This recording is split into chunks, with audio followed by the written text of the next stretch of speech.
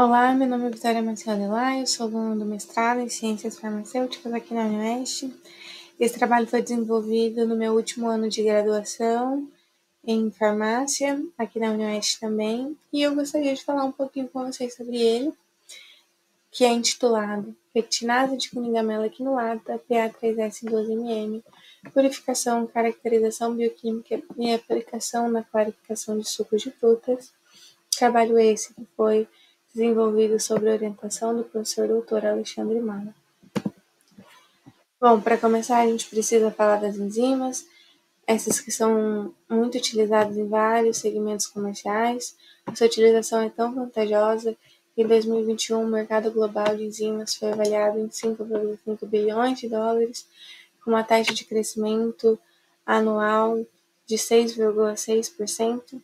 Dentre as enzimas mais produzidas comercialmente, encontra-se as glicosilhidrolases, com destaque para as pectinases, essas que são um grupo de enzimas hidrolíticas que catalisam a degradação de substâncias pépticas, atuando de forma sinérgica na lamela média e na parede celular primária dos vegetais. Elas podem ser produzidas por plantas, fungos filamentosos, leveduras ou bactérias, sendo que a produção por fungos filamentosos vai se destacar pelas suas características de cultivo, cultivo em larga escala, em um curto intervalo de tempo, além de secretar as enzimas diretamente no meio extracelular, o que facilita o processo de extração das enzimas. Entre os fungos filamentosos, o Cunigamela quinolata é um fungo filamentoso muito estudado por sua capacidade de acumulação lipídica e também pela bioconversão de fármacos, no entanto, muito pouco estudado pela sua capacidade de produção de enzima biotecnológica, e é essa lacuna que esse estudo visa sanar. É importante destacar que os fungos eles não produzem uma única enzima, eles produzem um coquetel enzimático devido à sua digestão extracelular, sendo então necessário fazer um processo de purificação para separar a enzima de interesse, que no nosso caso é a pectinase, das demais proteínas contaminantes. As pectinases elas podem ser aplicadas em diversos setores industriais, na clarificação de suco de frutas, na ração animal, na fermentação de chá e café, no tratamento de água e também na extração de óleos. Então, dessa maneira, o objetivo desse trabalho é purificar a pectinase, caracterizar bioquimicamente segundo os parâmetros de temperatura e pH e aplicar a pectinase na clarificação dos sucos de frutas. Bom, o cultivo foi realizado sobre fermentação submersa, utilizando meio vogue, suplementado com casca de maçã. A extração das enzimas foi realizada por filtração a vácuo, que separou o micélio, que é a parte celular do extrato enzimático bruto.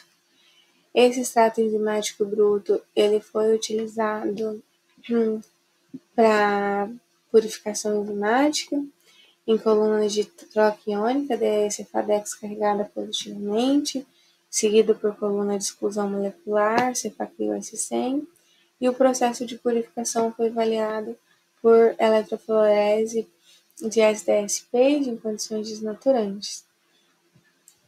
A enzima pura, então, ela foi caracterizada bioquimicamente, seguindo a determinação enzimática, descrita pelo método de Miller, utilizando pectina cítrica, 12 gramas por litro, e também por determinação de proteína, utilizando o reagente de Bradford.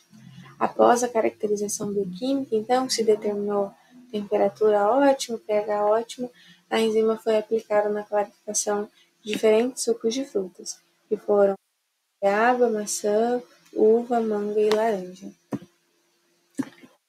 Então, o processo de purificação, ele nos rendeu 2 perfis de purificação. Esse primeiro corresponde ao perfil de DAE-Cefadex, que é uma coluna de troca iônica carregada positivamente. As frações que apresentaram alta atividade, elas foram reunidas, dialisadas e liofilizadas, concentradas e depois aplicadas em coluna de exclusão molecular Cefaclio-S100. E a mesma coisa foi feita. As frações que apresentaram alta atividade enzimática, elas foram reunidas, dialisadas e utilizado nos demais experimentos. As etapas de purificação encontram-se descritas aqui na tabela 1. Após as etapas, foi obtida uma atividade específica de 220 unidades por miligramas, uma recuperação de 16% e um fator de purificação de 6 vezes, que indica que a enzima está 6 vezes mais pura do que no início do processo. O gel de eletroforese, evidenciou que a purificação ela foi eficiente, porque só foi obtido um gel de banda única, o que indica que a enzima está pura. Foi realizado também um hemograma que constatou a atividade enzimática no gel, na mesma altura que a enzima está pura e tem atividade enzimática. Pelo gel também foi possível determinar a massa molecular da enzima, que foi de 72 kilodaltons. Depois, terminado o processo de purificação, foi realizada a caracterização bioquímica, onde obteve-se máxima atividade enzimática a 50 graus Celsius, em temperaturas inferiores a essa e superiores, visualizou-se queda gradual na atividade relativa. A partir de 50 graus Celsius, a desnaturação proteica ela se torna proeminente, o que explica a queda na atividade enzimática. Já no que diz respeito à termoestabilidade, a enzima em estudo ela foi promissora, visto que ela foi 100% estável a 50 graus Celsius, teve atividade residual superior a 90% a 60 graus Celsius e foi totalmente instável a 70 graus. Quando a gente compara com a literatura, a gente observa a pectinase de Geotrichum cândido, que só reteve 100% da atividade inicial quando incubada a 30 graus Celsius por 1 hora. Já em relação ao pH, foi obtida a máxima atividade relativa em pH 5. A maioria das pectinases produzidas por fungos são pectinases ácidas, então faixas de pHs mais ácidos com máxima atividade enzimática são frequentemente relatadas na literatura. Já em relação à estabilidade a pHs, a enzima também foi promissora, ela já teve atividade residual superior a 80% em pH 5 e foi 100% estável a uma ampla faixa de pH, que se estendeu do 6 até o 10. Alguns autores relataram poligalacturanases estável em pH 6,5, mais instável em pHs acima de 9. De Souza, por exemplo, relatou uma pectinase estável entre pH 3,5 e 5,5, mais instável em pH 6,5. Então, indicando que a pectinase em estudo ela é alta, ela é promissora porque ela é estável em uma ampla faixa de pHs. E após determinar as características bioquímicas da enzima, foi realizada a aplicação na clarificação de suco de fruta.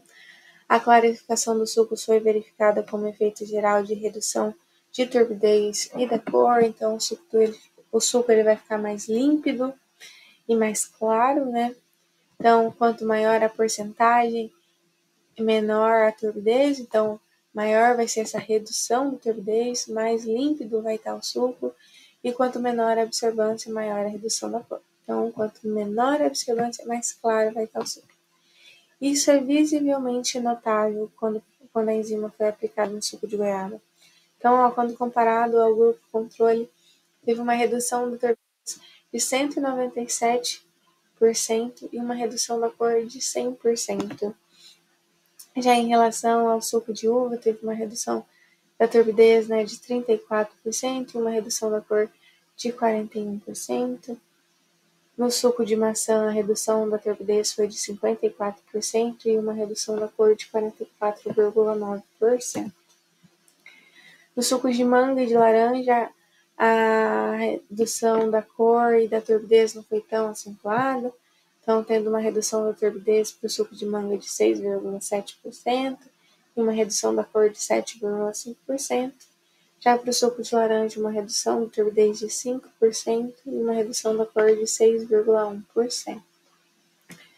Quando a gente vai comparar esses dados com a literatura, é possível ver estudos, né, que relataram uma melhoria de 59,84% da transmitância percentual na clarificação dos sucos de maçã e também um aumento de 27% da transmitância, ou seja, uma redução da transmitância de 27% após a clarificação do suco de laranja.